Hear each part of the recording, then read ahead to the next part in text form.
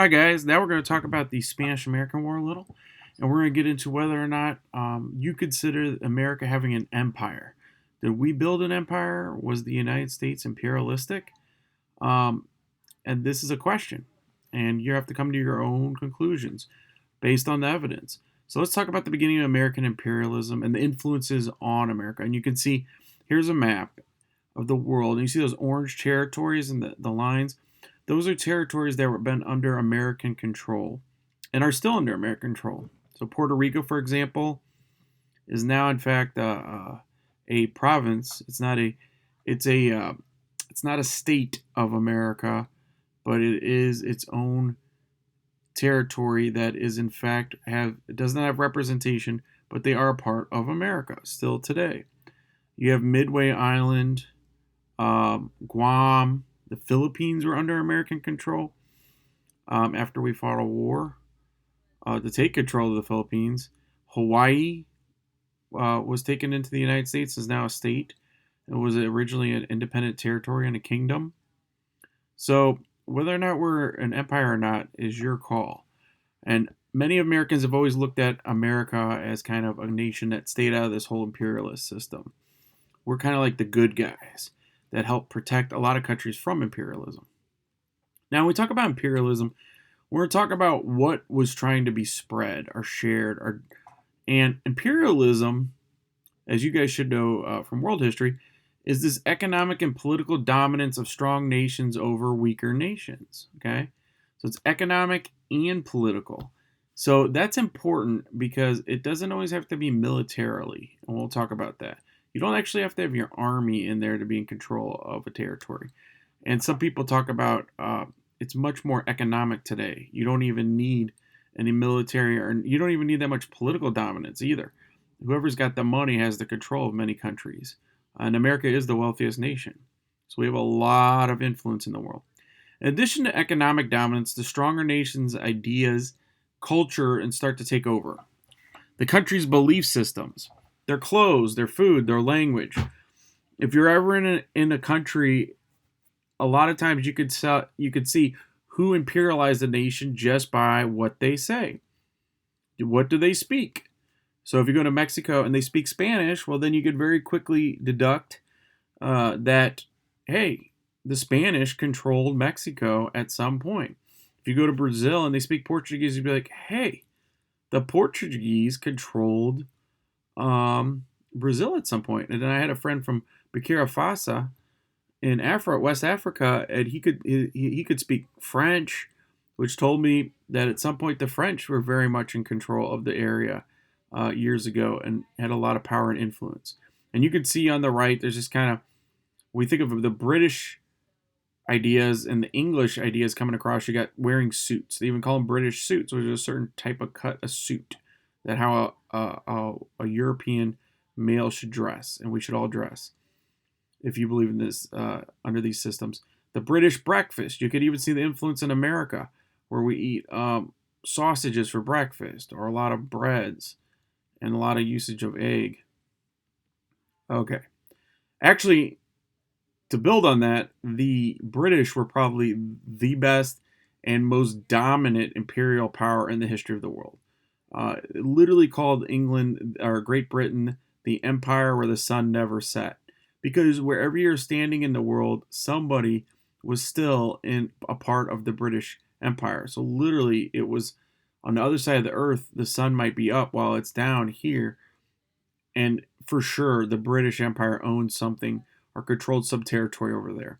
And I'm not going to get into this in this content, but in world history, you guys have talked about protectorates.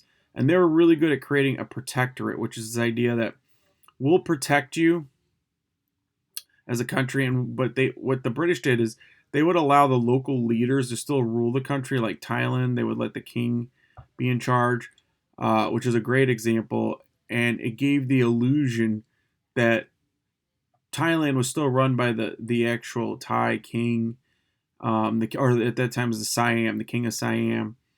And people felt within the country that they were still Siam.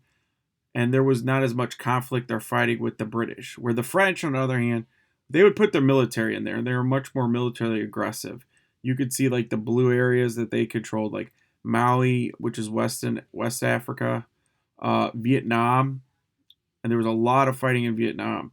And that's one of the reasons we'll find out later this year that the Americans get involved in Vietnam is because of our alliance with the French.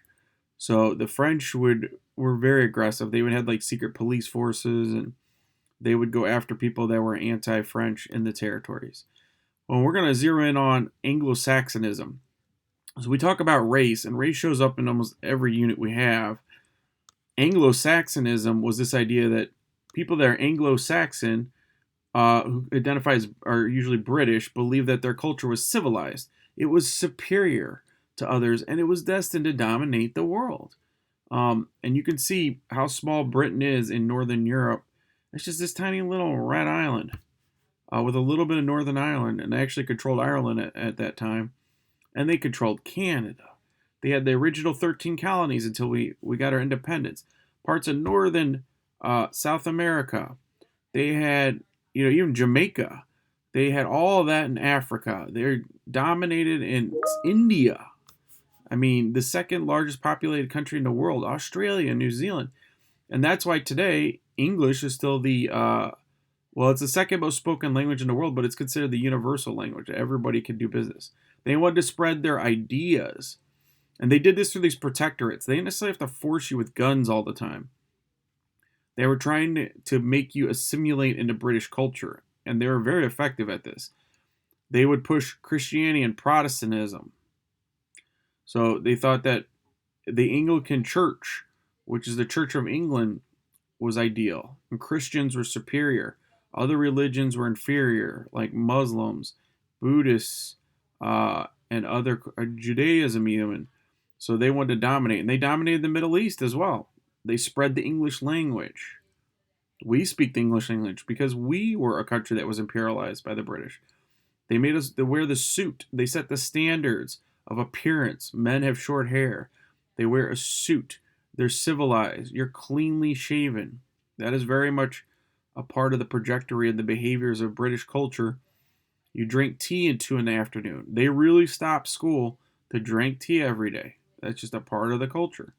Their behavior, their norms, how you act, what's proper, what's not proper. And you even see this in American culture today. We have Anglo-Saxon, Protestant dominated culture. Things like if you challenge authority, that is just uncouth of you, or it's disrespectful. Like asking a teacher or being too critical of a teacher could be uncouth. Where in other cultures, like for example, like I'm Greek American, Greek culture and Jewish culture, there's very much a lot of this debate and go back and forth. Like I would have these long discussions with my father, go back and forth, and he never really got upset with me. And what this leads to, and this also comes from British culture, were these new science, and social sciences that today are seen as pseudoscience or fake sciences, but people still believe in these ideas. And the first idea comes from a British social scientist. His name is Herbert Spencer, and he creates this theory of social Darwinism. And he thinks he's interpreting Darwin the right way. I don't agree at all. I think most historians are going to say he spins Darwinism and evolution into what he thinks is a great idea, and it's not very accurate.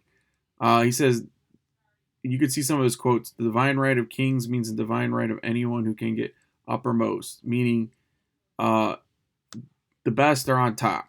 And this is really where he changes everything.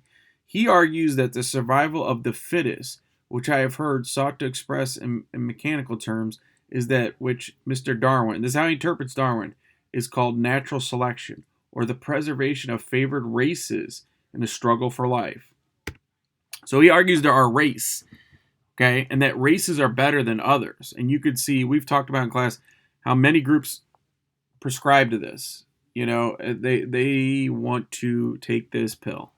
And the Nazis, Aryan is the race that's above all. Or in America, people start buying into white, whatever the races are, depending on your culture. And then he attempts to apply Darwin's idea. We're going to find out that he doesn't. So social Darwinism takes off, becomes very popular in Europe and in America, especially amongst elites. It's this belief that the strongest people in society will achieve through wealth and others will not move up in class. So this, when we get to our next, we talk about the robber barons and the richest men probably in the world ever, like the Andrew Carnegie. If you ever Carnegie University, Vanderbilt University. You've got Vanderbilt and Rockefeller, like Rockefeller Plaza. These guys love this stuff because it makes sense. The reason I'm the richest person around is because I am superior. I am the best. I am smart or intelligent, and everybody else is just not as good. And that's brain race almost. Like we could use our brain and we could breed and make smarter people. Here's the trick to this, though. And if you read this quote by Darwin, he says, it's not the strongest of a species that survives, nor is it the most intelligent that survive. It is the ones that are most adaptive to change. Charles Darwin. So I think most people would agree it's a complete misinterpretation of Darwin, but there are still people that believe in social Darwinism. Especially very wealthy people say, Jeff Bezos might be like, see, I'm brilliant.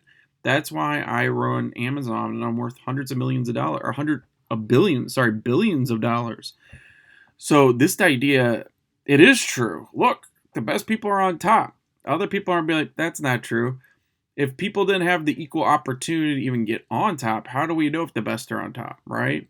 If you've got kids in areas where they don't even get very good schooling or they don't have access to health care and maybe they have an illness, who knows what the potential of that person was? I tend to think that's a very valid point.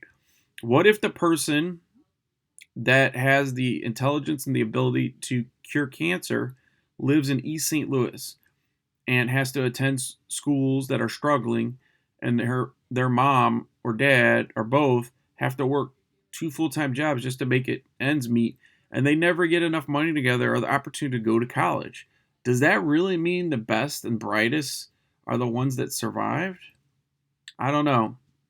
I have a friend that she actually lived in East St. Louis, and she's a pretty amazing person. But her grandmother raised her, and she literally could not afford electricity. And what they would do is she'd have to do her homework by candlelight. And I admire her so much. She's now a lawyer. Pretty amazing person. She went to good schools and became an attorney against all odds. I would argue with what Darwin says, that I think it's because she was adaptable. It wasn't that she was necessarily the smartest person or the best person or the brightest person, but she would adapt. She would not let anything discourage her from her goals. And she wanted to go to college and she wanted to be a lawyer. And now she's very successful. And, she has a great husband who's a doctor and they have beautiful children. And she worked against all odds. And it just puts me in awe. So I think that Darwin, it's more about if you can adapt the situations and change, it's going to make us successful versus if we're some kind of super smart. I think you'll see it in college. A lot of super smart people don't even get through college because they're so used to schooling instead of like thinking through things. Eugenics is the next step we're talking about. Eugenics is this belief in the practice of improving genetic quality of human beings. So this is a very, very dangerous combination. And eugenics is it's gonna leave. It's kind of coming back now. A lot of people call it a pseudoscience. First of all, it's pseudo, it's wrong because race doesn't exist. Remember, many wealthy capitalists, robber barons, enhanced their theory. Also, other groups, we've talked about the Nazis use this theory. So I want you to think about how these two ideas together, social Darwinism and eugenics, are very deadly. And even in the United States, we still have lawsuits and cases where women that were on welfare, and then up until the 1970s, they would have to sign deals where they'd actually have to become sterile to not have children, in order to receive food stamps and public supports. Because people that believed in eugenics and social Darwinism said, well, if you're poor, you're bad. So, and also the eugenics is, we don't want you to pass your genes on. And we get to the Nazis, they're even going to have a name for this. A person who has bad genes is called an asocial person. It's a very strange concept to us in America, but it wasn't too far from this idea existing in our country as well. that people are genetically or racially inferior, and the Nazis really believe that if somebody's parents were bad or they went to jail, then these asocial people were gonna have bad genes, and they're much more likely to do bad. So let's just put them in concentration camps. Let's put them away or kill them before they even start to become a bad person. They didn't really think that somebody could go against the genes. And that's a big debate. Nature versus nurture. You'll talk about that the rest of your schooling in life. Is it our genes that make us who we are? Or is it our environment that makes us who we are? Or is it a combination of both?